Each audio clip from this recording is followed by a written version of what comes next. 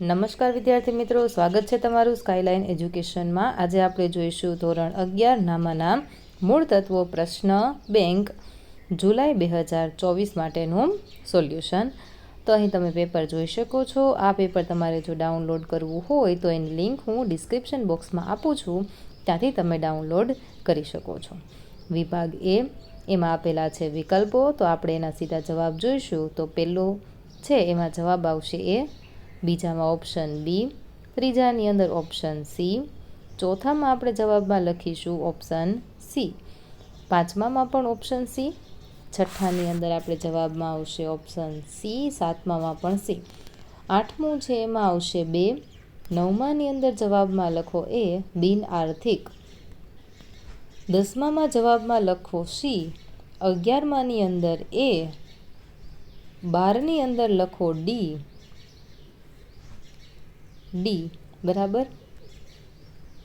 ત્યાર પછી 13મું છે એમાં લખો સી, 14મામાં જવાબ આવશે બી, 15માની અંદર જવાબમાં આવશે બી, 16મામાં સી, 17મામાં સી। ત્યાર પછી 18મું એની અંદર આવશે એ, 19મામાં બી અને 20 છે એમાં આવશે ડી। ઓકે, ચાલો ત્યાર પછી છે વિભાગ બી, એની અંદર છે સ્થિર નાણાં મૂલ્ય એટલે શું? અહીં જવાબ લખેલો છે ભૂતકાળમાં ખરીદવામાં આવેલ મિલકત એ જ કિંમતે પુનઃસ્થાપના કરી શકાતી હોય તેને। બીજું, હિસાબી માહિતીની ગુણાત્મક લાક્ષણિકતાઓ જણાવો। તો સમક્ષમતા, સુસંગતપણું, વિશ્વસનીયતા અને તુલનાત્મકતા। ત્રીજું છે AICPAનું પૂરું નામ અહીં લખેલું છે। ચોથું, બિન આર્થિક વ્યવહારોનો અર્થ આપો। તો જે વ્યવહારનું નાણાંમાં મૂલ્ય ન માપી શકાય એને બિન આર્થિક વ્યવહાર કહેવાય। જેમ કે પાંચમું, 200નો માલ નમૂના તરીકે મફત મળ્યો એટલે કોઈ પણ પ્રકારનું આર્થિક રીતે લેવા દેવાનું થયું નથી, એટલે શું થશે? બિન આર્થિક કહેવાય, નાણાંમાં મૂલ્ય એનું માપી શકાતું નથી।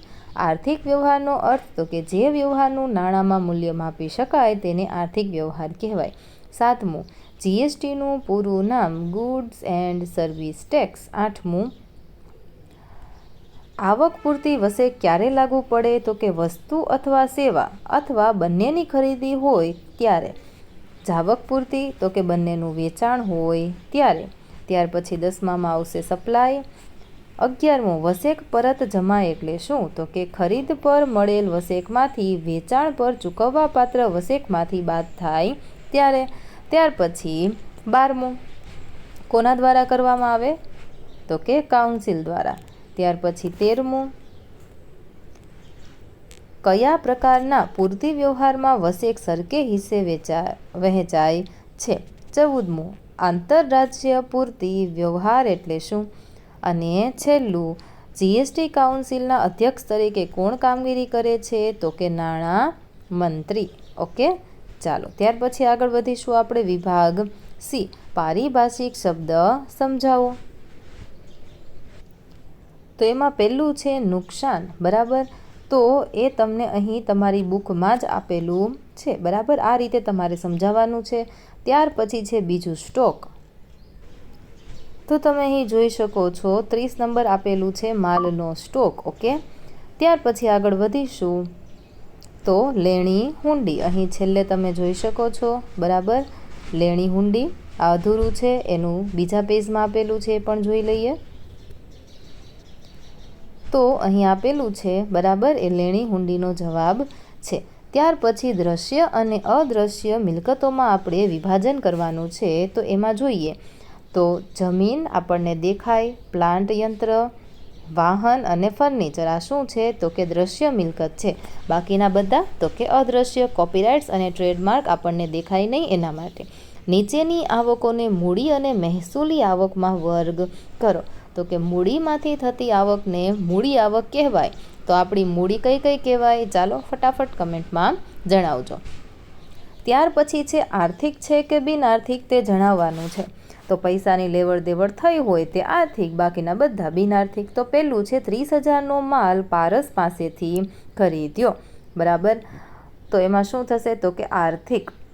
ત્યાર પછી દિવ્ય ભાસ્કરનું જાહેરાતનું બિલ 1500 રૂપિયા ચૂકવ્યું, તો આર્થિક, પૈસા ગયા। આમાં ખરીદ્યો એટલે આમાં પણ પૈસા ગયા. ત્રીજું, 30,000નો માલ મોકલવાનો ખાલી આપણને ઓર્ડર જ મળ્યો છે, આમાં કોઈ પણ પ્રકારનો આર્થિક વ્યવહાર થયો નથી, તો જવાબમાં લખો બિનઆર્થિક. પાંચમું, નીચેના વ્યવહારો રોકડ છે કે ઉધાર તે જણાવો. 10,000નો માલ વિશાલને વેચ્યો, આમાં ક્યાંય લખ્યું નથી કે આ રોકડેથી વેચેલો છે, તો આપણે એને ઉધારમાં લખીશું. એનું નામ આપેલું છે એટલે વિશાલ ખાતે ઉધાર. ત્યાર પછી વીજળી બિલ 3500 ચૂકવ્યું, તો એ આવશે રોકડ. ઓકે. ત્રીજું, 30,000નું ફર્નિચર આગમ ફર્નિચર પાસેથી ખરીદ્યું, નામ આપેલું છે એટલે શું થશે, તો કે ઉધાર વ્યવહાર થશે. ત્યાર પછી નીચેના વ્યવહારો રોકડ છે કે ઉધાર તે જણાવો. તો 10,000નો માલ ખરીદ્યો, બરાબર છે, આમાં કોઈ પણ પ્રકારનું નામ લખેલું છે નથી, તો આ શું થશે, રોકડ વ્યવહાર થશે. 3500 કમિશનના મળ્યા, તો એ પણ રોકડ થશે. 30,000નું લેપટોપ રાજેશને આપ્યું, પણ રોકડેથી એવું નથી લખ્યું, તો રાજેશ નામ આપેલું છે એટલે શું થશે, આ વ્યવહાર ઉધાર થશે. ત્યાર પછી નીચેના ખાતાઓનું ખાતાઓના પ્રકાર પ્રમાણે વર્ગીકરણ કરો. ત્યાર પછી આમાં પણ એવી જ રીતે આપેલું છે. ત્યાર પછી સેમ. ઓકે. નીચેના વ્યવહારો સૂરજના ચોપડે કયા ખાતે ઉધાર અને કયા ખાતે જમા કરશે તે જણાવો. તો કે હિમાની પાસેથી 40,000નો માલ ખરીદ્યો, બરાબર, આવે તે ઉધાર અને જાય તે જમા. ઓકે.